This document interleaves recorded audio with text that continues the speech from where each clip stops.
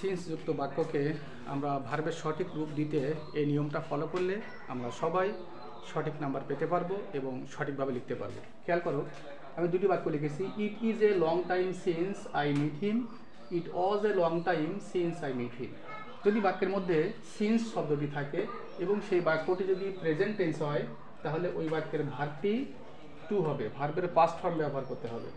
আর কোনো বাক্যের মধ্যে সিন্স থাকলে সেই বাক্যর যদি পাস্ট টেন্স হয়, তাহলে ওই বাক্যে হ্যাড প্লাস ভি3 ব্যবহার করতে হবে। তাহলে এই নিয়ম অনুযায়ী it is a long time since I meet him, এই যে মিট ভার্বটি রয়েছে, ভার্বের প্রেজেন্ট ফর্ম রয়েছে, এটি আমরা ভার্বের পাস্ট ফর্ম করব, অর্থাৎ মিট ব্যবহার করলেই বাক্যের সঠিক উত্তর চলে আসবে।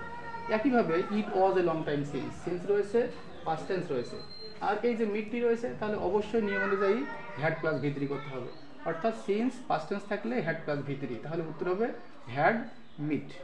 এভাবে করে যদি আমরা ফলো করি, তাহলে এই রুলসটা অবশ্যই আমরা সঠিকভাবে অ্যাপ্লাই করতে পারবো।